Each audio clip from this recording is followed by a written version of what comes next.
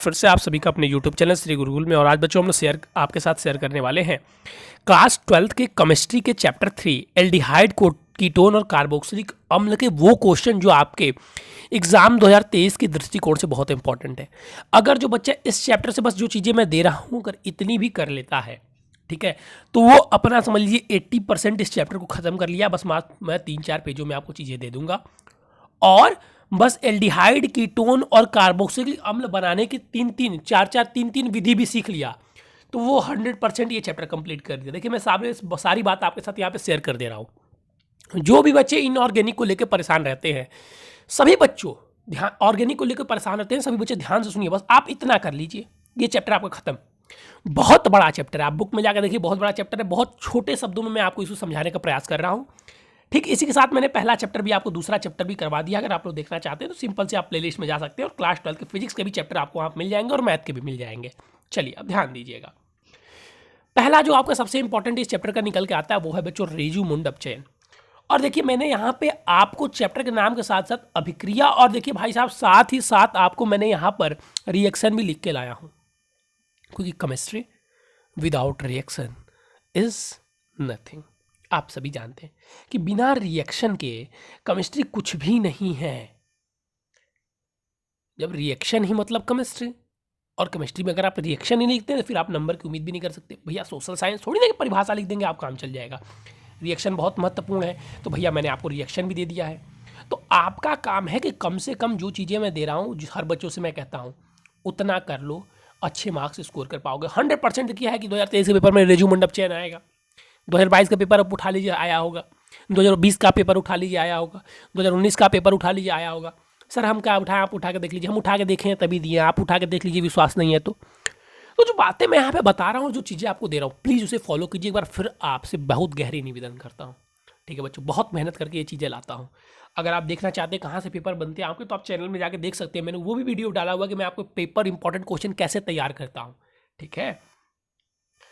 चलिए स्टीफन अभिक्रिया।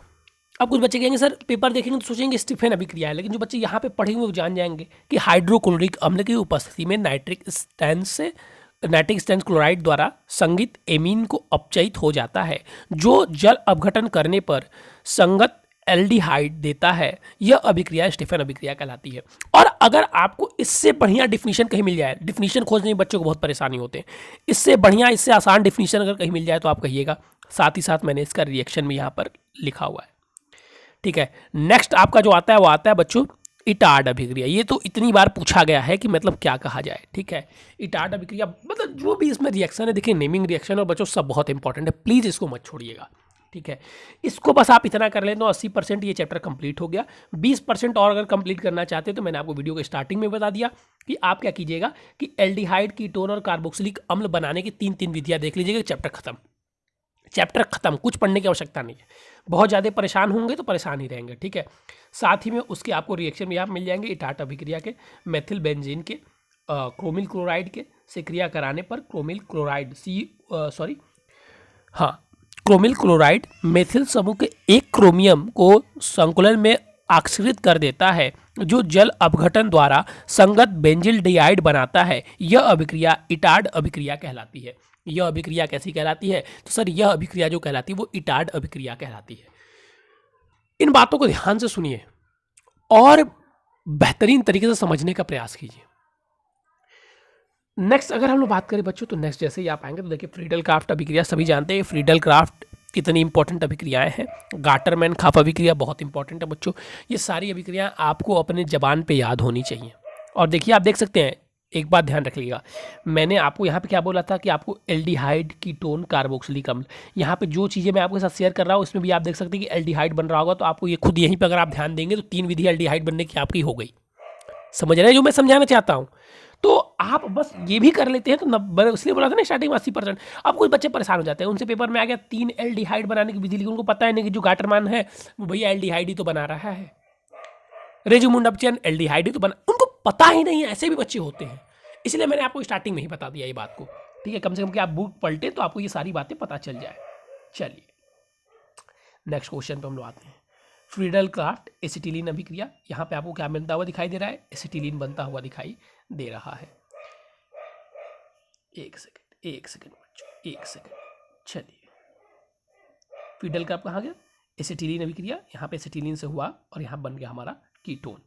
ठीक, क्रोमेन अपचयन में भी देखिए यहाँ पे अपचयन हुआ, यहाँ पे हमारा ये रिएक्शन हुआ, CH2 यहाँ पे हमारा फॉर्म हो गया। सारी बातें आपको पता होनी चाहिए, ये सारी चीज़ें आपको देखिए यहाँ पे आना चाहिए। मैंने एक छोटे छोटे शब्दों में यहाँ पे लिख दिया है। देखिए, वुल्फ किशोर अपचयन जो है ये बहुत ही एक इंपॉर्टेंट अपचयन है। इसका अगर मैं थोड़ा सा जूम आउट करके आपको इधर दिखाऊं तो ये डिफिनीशन मुझे थोड़ा सा डिफिकल्ट लगा। फिर मैंने दूसरी बुक मैंने पढ़ी तो वहाँ पे मुझे एक अच्छा डिफिनीशन मिल गया जो कि ये था। तो मुझे लगा कि बच्चों को ये पढ़ने में आसानी होगी। आप लोग वीडियो को पॉज करके सारी चीज़ें लिखते रहिए बच्चों, ठीक है? बहुत इंपॉर्टेंट है, आप मेरी बातों को प्लीज़ सीरियसली लें, ठीक है? और अगर आपके बुक में ऐसे रिएक्शन दिए तो टिक कीजिए, अगर ऐसे रिएक्शन नहीं तो प्लीज़ लिखिए। इतने असाधारण शब्दों में आपको रिएक्शन लिखे हुए नहीं मिलेंगे, मेरे पर विश्वास कीजिए आप लोग, ठीक है?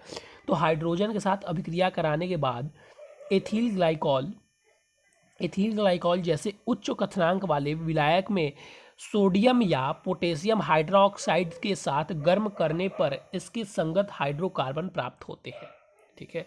इसी को हम लोग क्या कहते हैं? इसी को हम लोग वुल्फ किशोर अभिक्रिया कहते हैं। यहाँ पे आप देख सकते हैं, ये मैंने यहाँ पर रिएक्शन भी लिख दिया है।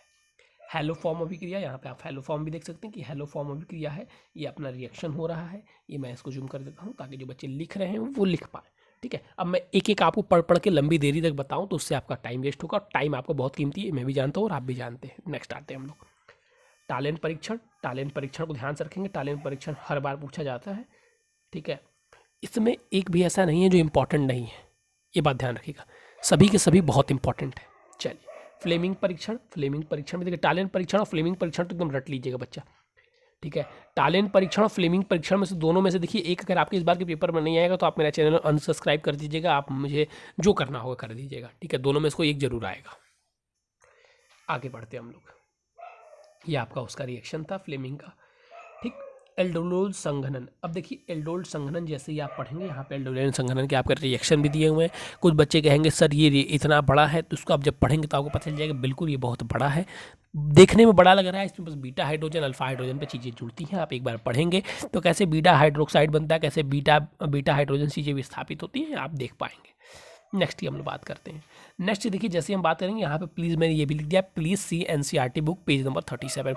आपको एक वर्ड भी मेहनत न करना पड़े, क्योंकि देखिए यहाँ पे हमें पढ़ना है क्रॉस एल्डोल। तो जैसे ही आप यहाँ पे जाएंगे तो वहाँ पे SN1 SN2 जैसी चीज़ें यूज़ करनी है। तो मैंने यहाँ पे लिख भी दिया है कि बच्चे एक बार क्या करें आप लोग, अगर आपको ये शॉर्टकट में नहीं समझ में आए, यहाँ पे ऐसे तो मैंने चीज़ें लिखने का प्रयास किया है, नहीं समझ में आए तो आप यहाँ पे NCERT की बुक देख सकते हैं जिसका पेज नंबर 307 है, ठीक है? तो इसके बाहर से आपको कुछ पढ़ने की जरूरत नहीं है। मैंने पूरा छानबीन करके ये चीज़ें लाता हूँ, मैं हर बार कहता हूँ और इस बार भी कह रहा हूँ। कॉनोजी और अभिक्रिया बहुत इंपॉर्टेंट है बच्चों, ये सब कोई मत छोड़िएगा, ठीक है? जो छोड़ के जा रहे हैं, जो ओवर स्मार्ट बन रहे हैं, जिनको लग रहा है कि अरे ऐसे ही कुछ भी लिख के ला दे रहे हैं, तो लिख के ला सकते हैं।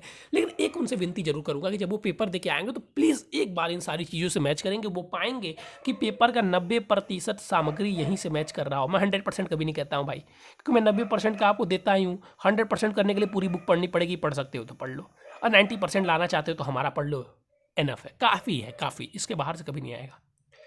क्योंकि अभी मैं आपके साथ एक छोटी सी चीज़ें सर से चर्चा कर देता हूँ, देख लीजिएगा। ये आपका कार्बोक्सिलिक है, ये आपका कोल्बे वैद्युत अपघटन है। इसी के साथ आपका ये चैप्टर समाप्त हो जाता है। अब इसमें जो मैंने चीज़ें दिया है इसमें कोई मत काटना।